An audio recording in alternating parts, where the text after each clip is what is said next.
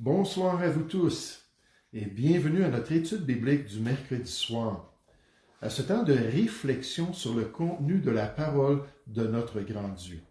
Ce soir, nous continuons à parler de la condition du chrétien.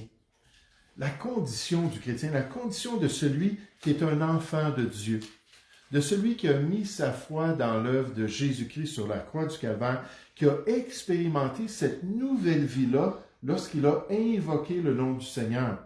Ça, c'est en contraste avec l'inconverti, qui ne possède pas cette nouvelle vie-là en Christ et par application, qui ne bénéficie pas de ces conditions privilégiées du croyant. Donc ce soir, on se concentre sur celui qui est sauvé, sur l'enfant de Dieu. La dernière fois, nous avons spécifié les 3 temps du salut comme condition particulière pour l'enfant de Dieu. Les 3 temps du salut. On a parlé du temps passé, qui décrivait la délivrance de quoi exactement pour le chrétien. Vous souvenez-vous? La condamnation ou la pénalité du péché. Donc ça, c'était dans son temps passé, cette délivrance. Le temps présent décrivait la délivrance de quoi? De la puissance du péché. Dans la marche chrétienne, alors qu'on avance avec le Seigneur, et le temps futur décrit la délivrance de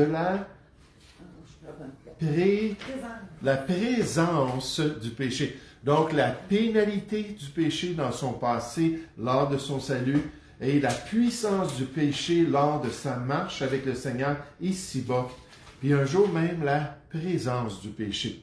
Maintenant, ce soir, j'aimerais qu'on fasse quelque chose de très similaire.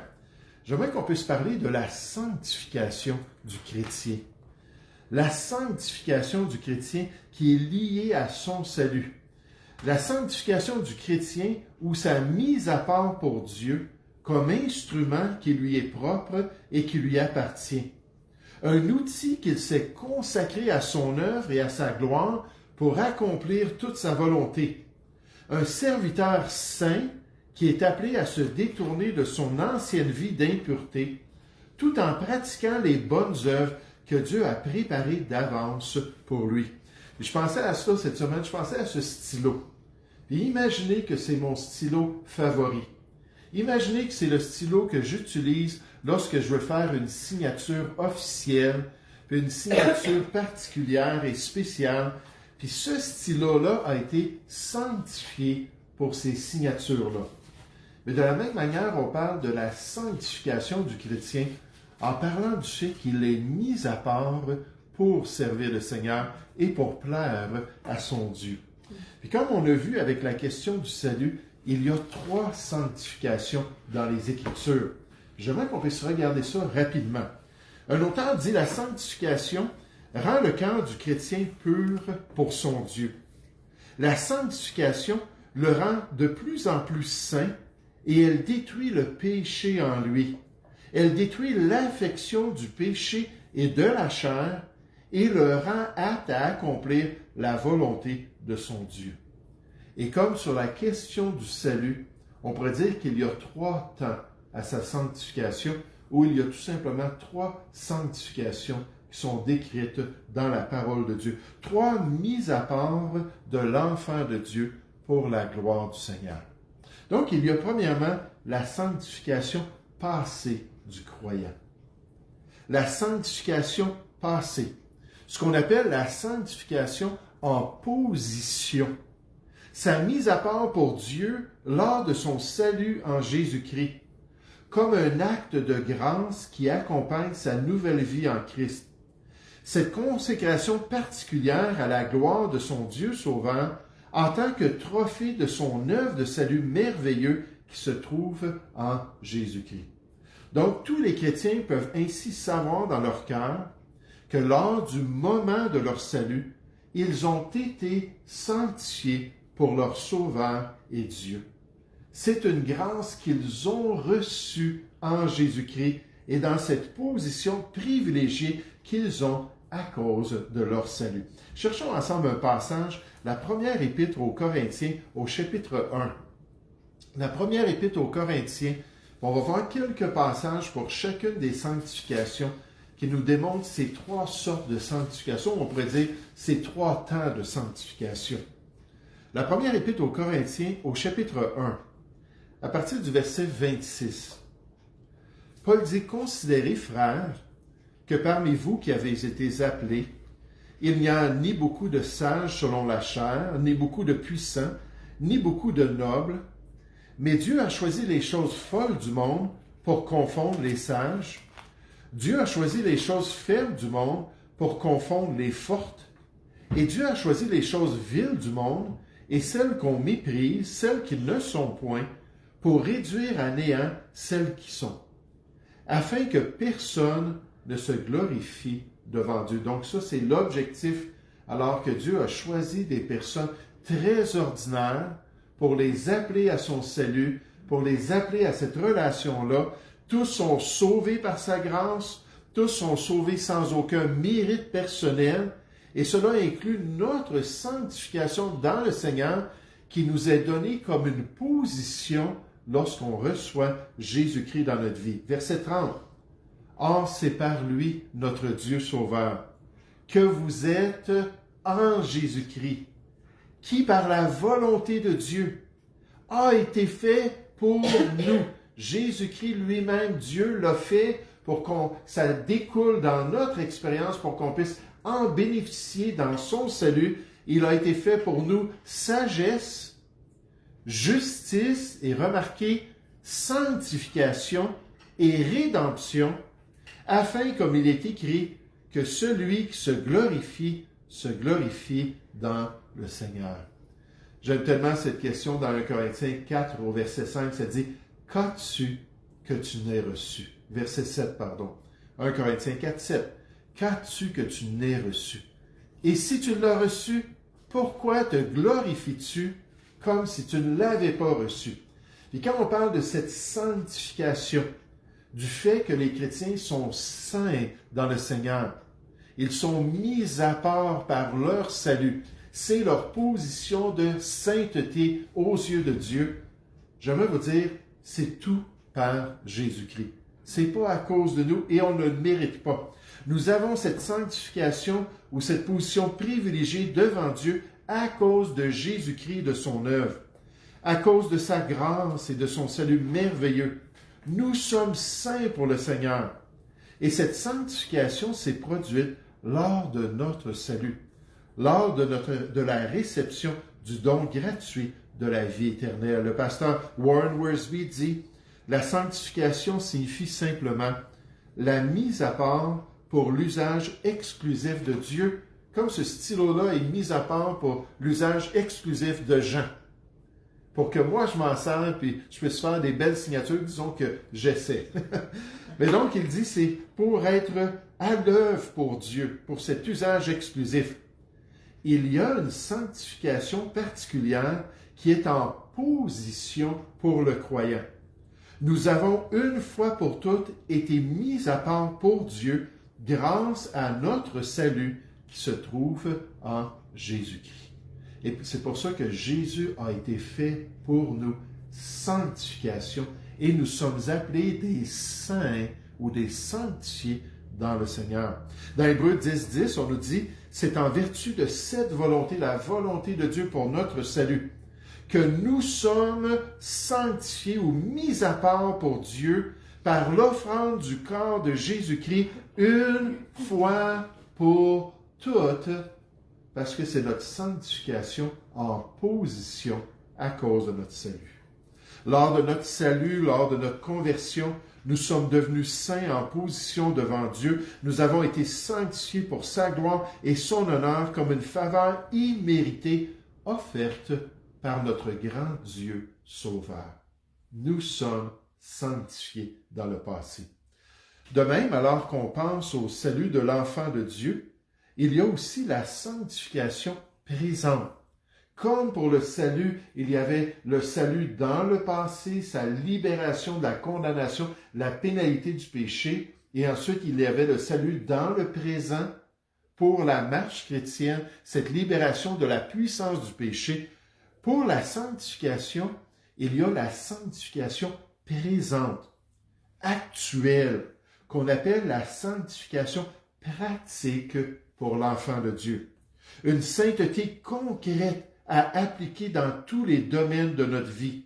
Notre sanctification en position nous est donnée par la grâce de Dieu, mais cette sanctification pratique et actuelle est une grâce qu'on doit saisir pour grandir de plus en plus dans une fonction utile et agréable à notre Seigneur, pour être de plus en plus saints dans notre marche de tous les jours, et on nous dit saints dans toute notre conduite, d'après 1 Pierre, chapitre 1, au verset 15. Cherchons ensemble encore la première épître aux Corinthiens, au chapitre 1, à ces gens-là qui sont décrits comme étant en Jésus-Christ et ayant reçu cette sanctification dans leur salut. Et là, on revient, mais au début de l'épître, dans la première épître aux Corinthiens, chapitre 1 et au verset 1. Vous allez remarquer comment Paul revient, il précède ce qu'il dit un peu plus loin dans le chapitre, mais là, il va spécifier les deux aspects de cette sanctification-là. Au verset 1, ça dit Paul, appelé à être apôtre de Jésus-Christ par la volonté de Dieu, et le frère Sosthène, à l'Église de Dieu qui est à Corinthe, donc des chrétiens particuliers dans les Écritures, une Église qui était grandement tentée, grandement affectée par le monde grec qui l'entourait en Achaïe, et certainement grandement immature, au point que dans le chapitre 3, Paul dit, je ne peux pas vous parler comme à des hommes spirituels, mais seulement comme à des hommes charnels. Donc, à l'Église de Dieu, toutefois, qui est à Corinthe, à ceux qui ont été sanctifiés en Jésus-Christ. Puis là, le temps du verbe grec est très important, c'est le participe parfait. Puis le participe parfait de sanctifier veut dire que c'est un événement historique qui a été terminé dans le passé, c'est un fait de leur passé lors de leur salut, mais avec des répercussions encore dans le présent. C'est ça le participe parfait. Si on avait eu le participe plus que parfait, là, il n'y aurait eu aucune conséquence dans le présent. Mais si Dieu a choisi ce temps-là pour dire, écoute, en Jésus-Christ, dans cette grâce de votre salut, vous avez été sanctifiés en lui. C'est votre position. Et là, remarquez ce que Paul dit ensuite. À ceux qui ont été sanctifiés en Jésus-Christ, ensuite il dit, saints par vocation, ou appelés à être saints. Maintenant, dans votre marche chrétienne, actuellement, depuis que vous avez connu la grâce de Dieu, vous êtes appelés à être saints. Vous êtes appelés à vivre une vie de sainteté et une vie de consécration à la volonté du Seigneur. Il continue, et à tous ceux qui invoquent en quelque lieu que ce soit, c'est pas juste pour les Corinthiens, le nom de notre Seigneur Jésus-Christ, leur Seigneur et le nôtre, que la grâce et la paix vous soient données de la part de Dieu notre Père et du Seigneur Jésus-Christ, parce que vous êtes saints en position, vous êtes appelés à vivre une vie sainte, puis là, ça va prendre la grâce de Dieu, puis ça va prendre la paix de Dieu pour vous aider à accomplir cette grande mission de votre vie chrétienne. Les chrétiens sont tous sanctifiés en Jésus-Christ. C'est leur sanctification positionnelle à cause de la grâce de leur salut en lui. Les chrétiens sont aussi appelés à la sanctification pratique. Maintenant, dans ce monde, jusqu'à temps qu'ils s'en aillent dans le royaume de Dieu. Paul a dit aussi aux chrétiens à Rome, il a dit dans Romains chapitre 1 au verset 7, il a dit à tous ceux qui à Rome, donc comme à Corinthe, sont bien-aimés de Dieu, saints par vocation. Là, c'est pas la position, c'est l'appel de Dieu, c'est la pratique dans la vie chrétienne, saints par vocation, appelés à être saints, que la grâce et la paix vous soient données de la part de Dieu notre Père et du Seigneur Jésus-Christ. Donc, je pense que c'est assez fondamental dans l'expérience du chrétien. Je pense que c'est assez clair pour tous ceux qui ont connu la grâce de Dieu. Oui, ils sont saints en position, mais ça ne se limite pas à cela. Puis comme c'est triste, n'est-ce pas, des églises, des pasteurs qui ne veulent pas parler de la sainteté, qui ne veulent pas parler de se consacrer à Dieu, qui ne veulent pas déranger les pratiques des chrétiens en appliquant le message de la parole de Dieu. Pourtant, Jésus a dit, allez, puis prêchez, allez, faites de toutes les nations des disciples, les baptisant au nom du Père, du Fils et du Saint-Esprit, et enseignez-leur à observer tout ce que je vous ai prescrit. Et voici, je suis avec vous jusqu'à la fin de tout ce temps-là de votre service chrétien, et c'est la responsabilité d'aborder cette sainteté pratique chez l'enfant de Dieu. Dans le passé, la sanctification en position lui fut donnée pour la gloire de Dieu. Dans le présent, la sanctification en pratique est nécessaire pour être agréable à son Père céleste. C'est pour ça que dans 1 Pierre 1 au verset 14, ça dit « Comme celui que vous appelez, verset 15, pardon, est saint, vous aussi soyez saints, pour le mentionner, dans toute votre conduite. » Donc Dieu est saint, il nous appelle à être saints. Dieu est lumière, il nous appelle à marcher dans la lumière. Dieu est vérité, il nous appelle à marcher dans la vérité et à ne pas nous conformer au siècle présent. Mais maintenant, j'aimerais juste qu'on puisse regarder, comme avec le salut, la question future, la question de l'avenir. Et j'aimerais qu'on puisse voir la sanctification dans le futur pour l'enfant de Dieu, ou la sanctification parfaite. Alors, on a vu la sanctification en position, la sanctification en pratique. Et là, c'est la sanctification qui est parfaite devant le Seigneur qu'il va expérimenter un jour. La sanctification sans aucun défaut, sans tache ou impureté pour toujours, au siècle des siècles, éternellement, dans le royaume de son Dieu. Et ça, c'est ce que le Seigneur prépare pour son épouse, pour son Église, afin qu'elle soit devant lui, on nous dit dans Éphésiens 5, 27, sans tache, ni ride, ni rien de semblable, mais sainte et irréprochable. Imaginez le genre de relation qu'on va avoir avec des chrétiens parfaits autour de nous, avec des enfants de Dieu irréprochables autour de nous, avec une communion, une unité, une spiritualité, une connexion dans le Seigneur qui va être parfaite, la connaissance parfaite de Dieu. Et on va expérimenter ça pendant toute l'éternité. Et c'est ce que le Seigneur a commencé dans la vie de chacun de ses enfants. Et c'est ce qu'il va compléter pour le jour de Jésus-Christ. Cette perfection-là, c'est pas encore ici-bas. Hein, c'est encore quelque chose, même Paul, après toutes ces décennies de vie chrétienne, il courait toujours pour atteindre cette perfection-là, mais il savait que ça allait se compléter seulement dans la gloire et dans la présence du Seigneur. Regardez un dernier passage avec moi ce soir dans la première épître aux Thessaloniciens. 1 Thessaloniciens au chapitre 5. Quel privilège d'être saint dans le Seigneur.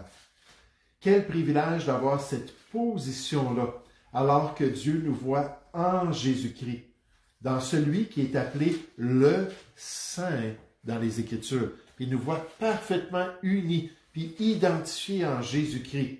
On est parfaitement saints. Et quel privilège d'avoir sa grâce pour ce processus de sanctification, de croissance spirituelle, de progrès en progrès dans notre pratique chrétienne. Dans la purification, dans 2 Corinthiens 7.1, ça me revient souvent à l'esprit. Ça dit « Ayant donc de telles promesses ». Puis là, dans le chapitre 6, ça dit de se séparer de ce qui est mal, de ne pas toucher ce qui est impur. Puis Dieu va nous accueillir comme un bon Père, puis on va marcher avec Dieu ici-bas. « Ayant donc de telles promesses, bien-aimés, purifions-nous de toute souillure de la chair et de l'esprit, en achevant notre sanctification dans la crainte de Dieu. » Et ça ici, c'est dans notre marche chrétienne. C'est dans ce privilège-là de pouvoir glorifier Dieu ici-bas alors qu'on suit sa volonté. Mais un jour, il y aura cette sanctification qui va être parfaite aux yeux de Dieu. 1 Thessaloniciens chapitre 5, on voit que ça va être l'achèvement du processus au verset 23. 1 Thessaloniciens 5 au verset 23, on nous dit que le Dieu de paix vous sanctifie lui-même.